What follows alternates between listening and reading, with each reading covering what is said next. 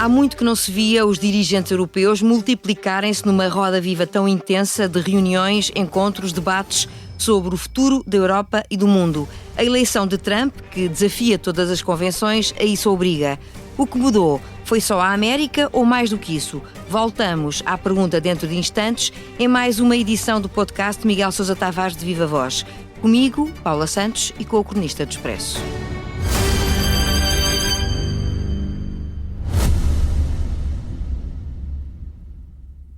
Fui deputado da oposição, fui jornalista e primeiro-ministro. Fundei um jornal e a primeira televisão privada em Portugal. E para contar as minhas memórias, voltei a inovar. Memórias de Francisco Pinto Balsemão, um podcast inovador baseado no livro homónimo, narrado por voz em inteligência artificial. Disponível em expresso.pt e nas plataformas de podcast. Expresso. Liberdade para pensar. Olá, viva Miguel. Olá, viva. A Europa, ou melhor, a União Europeia, procura hoje um sentido e um destino. Recorro ao seu texto semanal no Expresso para início da nossa conversa. Afinal, o que mudou na Europa? O Miguel deixa a pergunta e ensaia ao mesmo tempo uma resposta. Vamos a ela?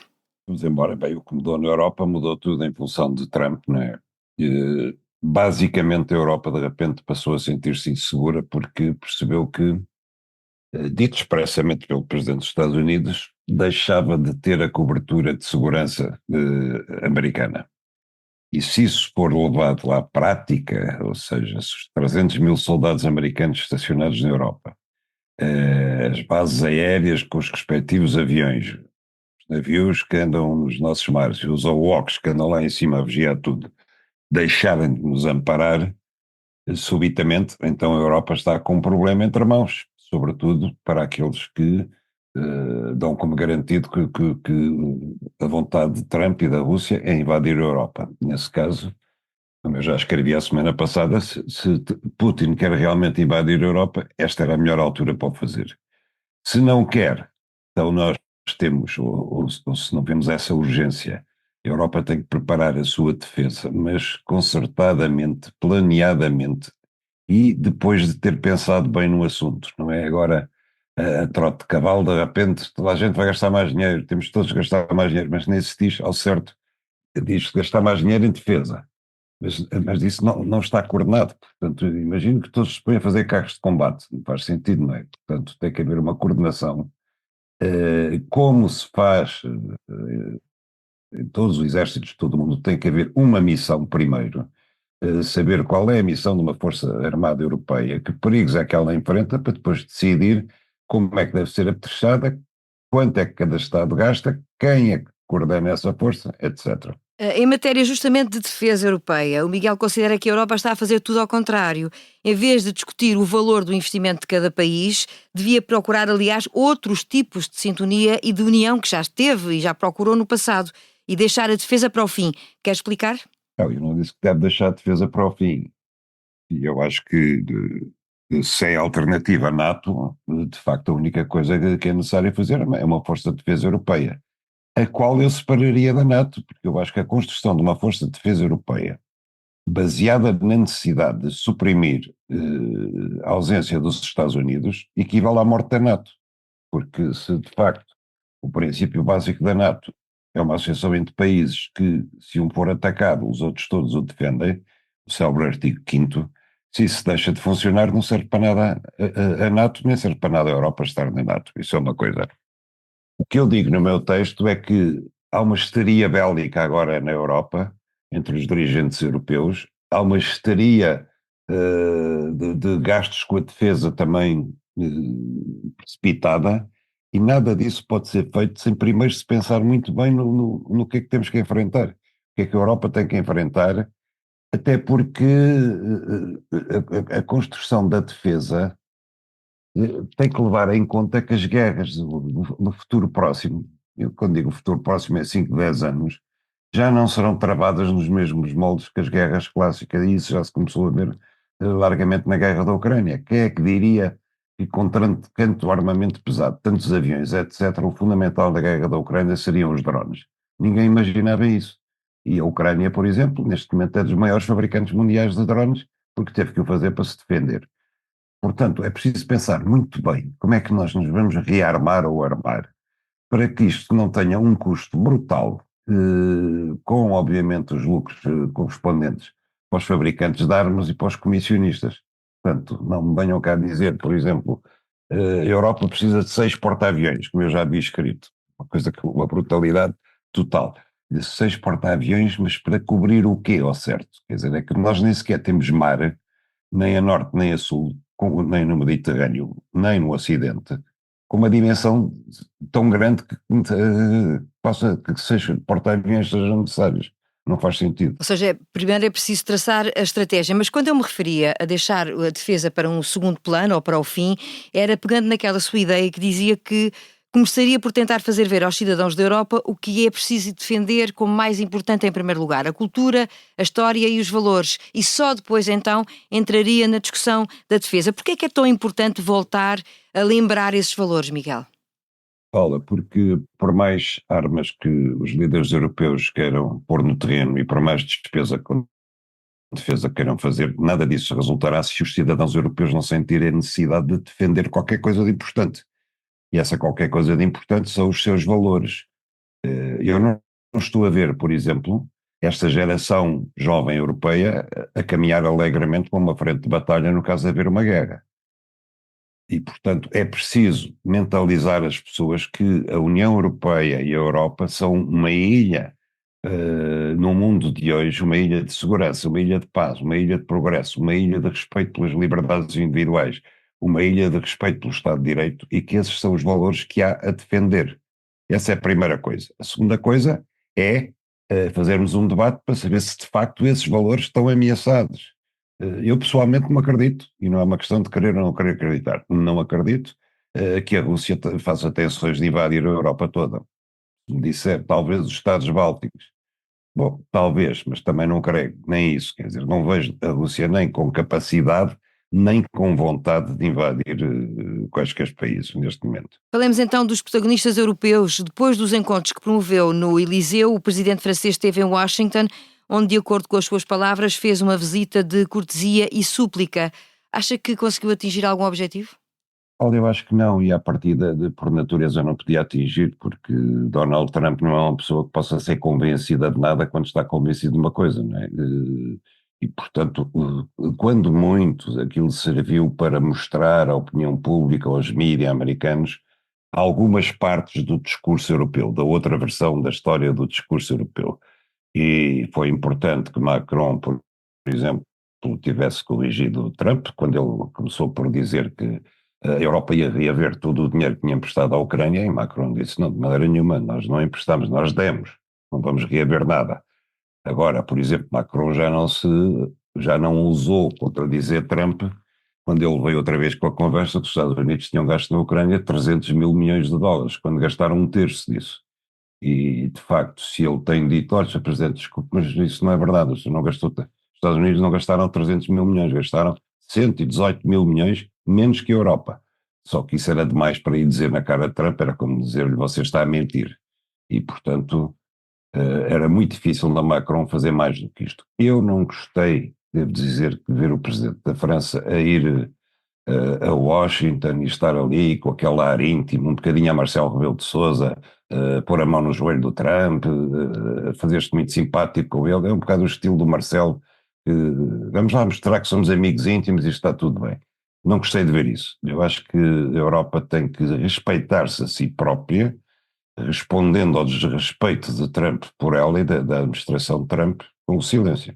Entre os mais ativos da Europa, António Costa também marcou a agenda esta semana, foi a Kiev com Ursula von der Leyen reafirmar o apoio à Ucrânia, mas para o líder do Conselho Europeu também sobram críticas do seu lado. O que é que devia ter feito diferente? Bom, deixa-me dizer uma coisa, quando a cúpula da União Europeia não sabe o que é há de fazer, vai a Kiev visitar Zelensky, isso é uma coisa recorrente já, não sabem bem o que é que vão fazer, vamos apanhar o comboio, vamos a Kiev, pronto. António Costa perdeu vários comboios, porque a partir do momento em que o presidente francês convoca para o Eliseu uma cimeira de líderes escolhidos da Europa, ele está a dizer que a União Europeia não conta para nada. Conta aqui, de facto, é o poder de alguns Estados, entre os quais a França. E a seguir, vai para Washington falar com Trump, em nome da Europa. Portanto, de repente, António Costa olhou ao espelho e diz, afinal de contas, o que é que eu faço? Em que é que eu mando? O que é o Conselho Europeu no meio disto? E então aí lembrou-se de convocar uma videoconferência com os dirigentes europeus, condenada a coisa nenhuma, como é óbvio, porque nem sequer tem uma agenda específica. Nos últimos dias ficámos a saber, justamente a propósito enfim, do futuro da Ucrânia, que o país aceita um acordo preliminar com os Estados Unidos para criar um fundo de investimento com a exploração dos recursos naturais ucranianos, mas exige contrapartidas em matérias de defesa. Um compromisso ainda por fechar, que Zelensky levará a Washington nos próximos dias. O que é que se pode esperar deste encontro de Zelensky com Trump?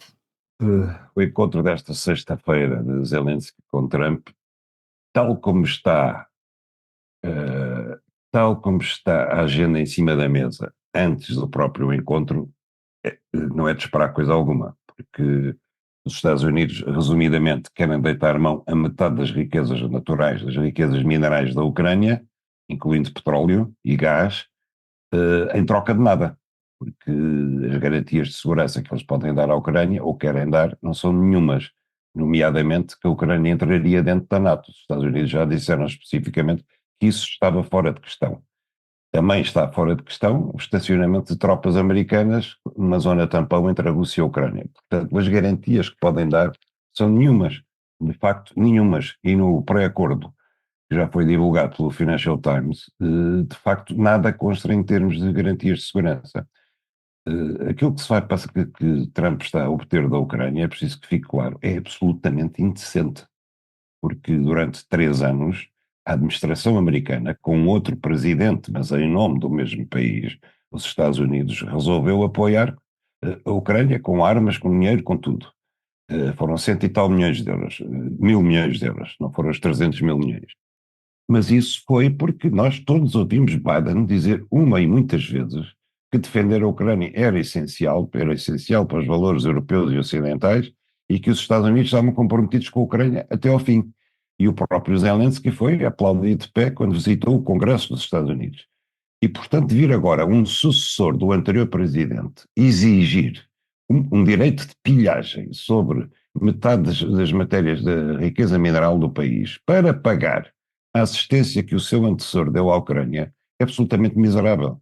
Francamente, ultrapassa todos os níveis de decência e mostra bem quem é Donald Trump. E também, de alguma maneira, talvez explique o papel que a Europa está a tentar ter nesta fase, uma vez que tem a noção dessa realidade. A questão é o que é que podem ainda fazer os dirigentes europeus para ganhar algum peso político no meio deste cenário. Acha que há algum caminho que possa ser seguido?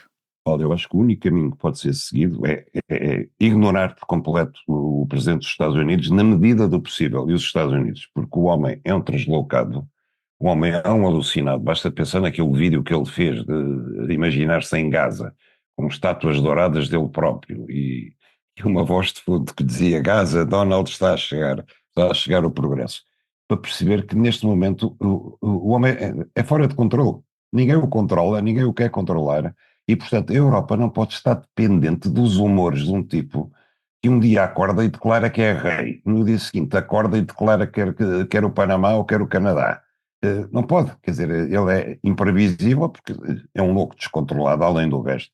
E, portanto, a Europa tem que pensar muito bem, muito friamente, que os Estados Unidos deixaram de contar.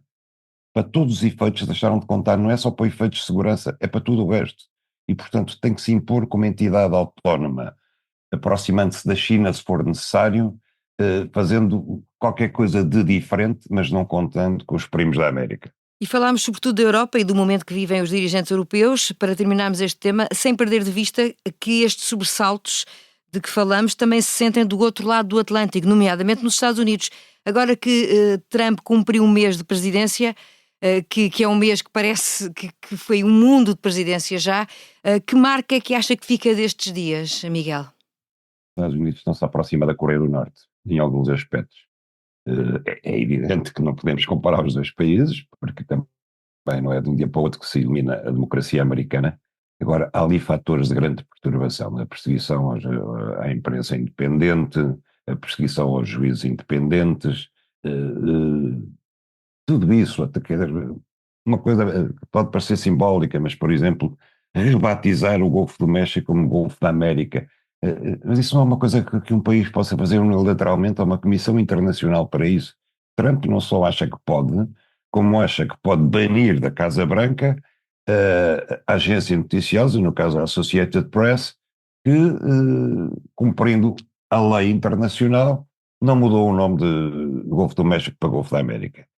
Isto mostra até que ponto, as coisas, como a Paula disse, a história acelerou brutalmente neste mês, tal como muita gente previu e com razão, estamos perante um homem vingativo, que não esqueceu a humilhação que passou há 4 anos atrás e que aparentemente quer submeter todos os Estados Unidos à sua bota, mas atenção, porque é alguém que, com aquele espírito de empresário ou merceeiro, como quiserem, nas relações internacionais, ele sabe muito bem aquilo que lhe interessa e aquilo que quer deitar à mão. Demos a volta ao mundo das notícias, aguarda-nos o país na passagem para o improviso.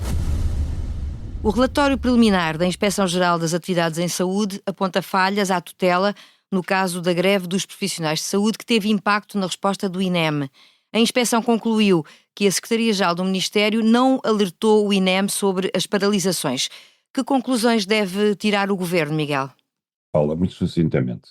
O Governo e o Ministério Público. Porque houve pessoas que morreram no processo. 11 pessoas, salvo erro. 11 pessoas. Enquanto o INEM esteve paralisado, sem funcionar, ou a funcionar a 10 ou 20% da sua capacidade, houve cidadãos que não foram atendidos a tempo e que morreram. Portanto, nós estamos em presença de qualquer coisa que o Ministério Público pode considerar homicídio por negligência dos responsáveis diretos, ou seja, daqueles que deveriam ter comunicado as 2 greves em simultâneo que estavam a haver, da função pública e a dos técnicos de emergência médica, e não o fizeram. E, por outro lado, as famílias dos mortos podem processar o Estado português com fundamento em responsabilidade civil por omissão. O Estado falhou a sua missão, não tendo feito aquilo que devia, e em consequência disso houve pessoas que morreram. Eu acho que estas são as conclusões, independentemente de depois as conclusões a nível de funcionamento administrativo já terem sido tiradas, e o próprio IGAS recomenda ao Ministério da Saúde um novo procedimento para comunicar a ocorrência de greves no setor da saúde, mas isso não apaga o essencial, quer dizer, é inacreditável pensar no desleixo que foi necessário para que de repente o país ficasse dias sem uma emergência médica a funcionar em condições.